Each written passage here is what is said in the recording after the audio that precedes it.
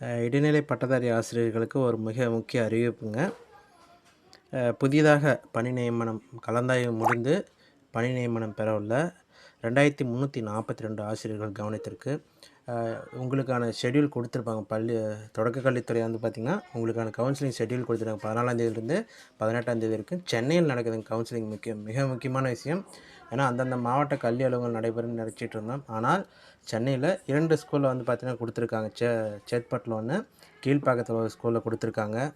நீங்கள் அந்த ஷெட்யூலும் கொடுத்துருக்காங்க. ஏன்னா நம்மளுக்கு எப்படி கூப்பிடுவோம்னு சொல்லிட்டு ஒரு கொஷின் மார்க் இருக்குந்துச்சு. அதுலேயும் நம்மளுக்கு ஒரு கிளாரிஃபிகேஷன் கொடுத்துருக்காங்க. ஏன்னா அவங்க சீரியல் நம்பர் வைஸாக கொடுத்துறாங்க. ஒரு நாளைக்கு 250 கேண்டிடேட் வீதம் வந்து பார்த்திங்கன்னா, ஒரு நாளைக்கு 500 பேர் கூப்பிட்றாங்க. ஒரு ஸ்கூலில் 250 பேர் ரேஞ்சில் கூப்பிட்ருக்காங்க. அதனோட தொடர்ச்சி அதே மாதிரி எங்கே பிளேஸ்மெண்ட் நம்மளுக்கு போஸ்டிங் கொடுக்குறாங்க. 23/7/2025 மாண்புமிகு தமிழக முதல்வர் அவர்கள் தலைமையில் வந்து பார்த்திங்கன்னா, நேரு உள் விளையாட்டு அரங்கத்தில் சென்னையில் வந்து பார்த்திங்கன்னா பணி நியமனம் வழங்கப்படுகிறது. இது குறித்த விரிவான தகவல் இதில் பார்க்கலாங்க. தமிழ்நாடு தொடக்க கல்வி இயக்குனரின் செயல்முறைகள் ப்ரொசீடிங்ஸ் ஒன்று கொடுத்துருந்தாங்க. இதில் ரொம்ப அழகாக கொடுத்துட்டாங்க. அவங்க வந்து ஷெட்யூல் கொடுத்துருக்காங்க. இதில் முக்கியமான விஷயம், இதில் பொறுத்த வரைக்கும் நம்மளுக்கு அந்த 2 ஸ்கூல் கொடுத்துருக்காங்க. எம்சிசி ஹையர் செகண்டரி ஸ்கூல் சேத்பட்டில் ஒரு ஸ்கூல் கொடுத்துருக்காங்க.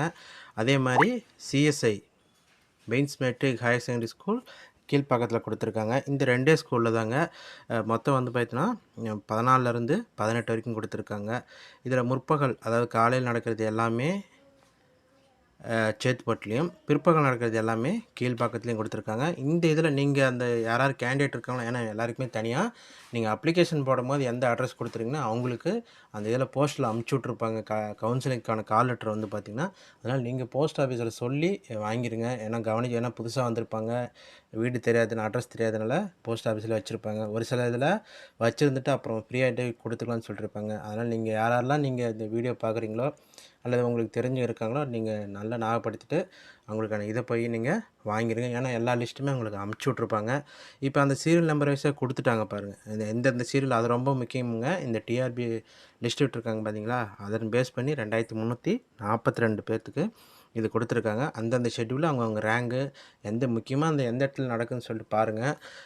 முடிஞ்ச அளவுக்குங்க, ஏன்னா இது கலந்தாய்வு, மொதல் நாளே போயிருங்க. மொதல் நாளே தங்கிட்டு ஒன்றும் தப்பு இல்லைங்க. நல்ல ரூ. 600 $900 வரைக்குமே நல்ல ரூம்லாம் இருக்குது. நீங்கள் அங்கேயே ஒன் டே ஸ்டே பண்ணிவிட்டு நீங்கள் ரெஃப்ரெஷ் ஆகிட்டு நீட்டாக அழகாக போயிருங்க. கடைசி நேரத்தில் எதுவும் வேண்டாம். கண்டிப்பாக லேட்டாக போனால் என்னங்க பண்ணுவோன்னா, கண்டிப்பாக அலோவ் பண்ணுவாங்க. ஒன்றும் இல்லைலாம் கிடையாதுங்க. இந்த 2342 போஸ்டிங் உங்கள் முன்னாடியே போயிட்டிங்கன்னா, உங்கள் டர்ன் வரும்போது எந்த பிளேஸ்மெண்ட் இருக்குதோ நீங்கள் எடுத்துக்கலாம். நீங்கள் லேட்டாக போகும் பட்சத்தில் அங்கே என்ன உங்களுக்கு விசிபிள் ஆகுதோ, அவங்க எடுத்தோன்னே அப்பயே அலோவ் பண்ணுறாங்களா, இல்லை வெயிட் பண்ணி வச்சு பின்னாடி கொடுப்பாங்கன்னு சொல்லிட்டு தெரியாதுங்க. ஆனால் கண்டிப்பாக கொடுப்பாங்க. நீங்கள் போகிற நேரத்தில் உங்களுக்கு எந்தெந்த ஸ்கூலில் அவங்களுக்கு அவைலபிளாக இருக்கோ அந்த வேக்கன்சி மட்டும்தான் தருவாங்க. அது அவங்க மேலே எதுவும் தப்பாக நினச்சிக்காதீங்க. ஏன்னா அவங்க முன்னாடியே ஷெட்யூல் கொடுத்துட்டாங்க, டேட் கொடுத்துட்டாங்க, டைம் எல்லாமே கொடுத்துட்டாங்க. நீங்கள் பண்ண வேண்டியது அந்த சரியான இதில் டைமுக்கு போயிடுங்க. இதில் பொறுத்த வரைக்கும் அவங்க ஆளறி சான்றிதழ், ஏன்னா அந்தந்த செகண்ட் கிரேட் டீச்சர்ஸ்க்கு வந்து பார்த்திங்கன்னா அந்த இது கொடுத்துருவாங்க. இதனோட அந்தந்த அவங்க சைன் போட்டு கொடுத்துருவாங்க. நீங்கள் அங்கே போய்ட்டு இதை ரெடி பண்ணிடலாங்க. அதே மாதிரி உங்களுக்கான இதுவும் கொடுத்துறாங்க. அந்த சீரியல் நம்பர் வந்து எங்கேருந்து எங்கேன்னு சொல்லிட்டு அதையும் நல்லா டேபிள் நல்லா பார்த்துருங்க. இருந்தாலும் உங்களுதையும் செக் பண்ணிக்கோங்க. சரிங்க. இதில் முக்கியமான விஷயம், இவங்களை எப்படி நம்ம கூப்பிடுவோம்னு சொல்லி பார்க்கும்போது, மதிப்பெண்கள் மற்றும் இன சுழற்சி அடிப்படையில் தெரிவு செய்யப்பட்டுள்ள இந்த அடிப்படையில் தாங்க கொடுத்துருக்காங்க.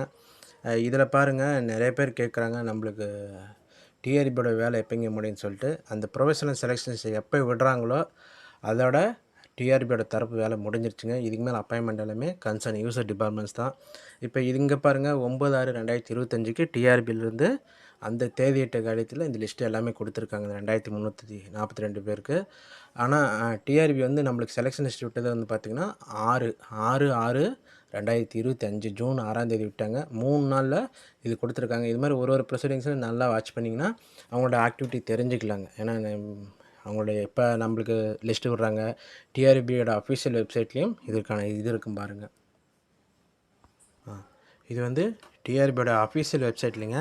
செகண்ட் கிரேட் டீச்சர்ஸ்க்கு எப்போ அவங்க ப்ரொஃபஷனல் செலெக்ஷன் விடுறான்னு பாருங்கள்.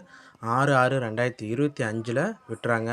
அப்போ நம்மளுக்கு அந்த டிஆர்பியோட அஃபீஷியல் வெப்சைட்டில் விட்டுட்டு அடுத்த வாரத்துலேயே, அந்த வாரத்துலேயே அவங்க வந்து என்ன பண்ணிடுறாங்க, கன்சர்ன் டிபார்ட்மெண்ட்டுக்கு அனுப்பிச்சுடுறாங்க.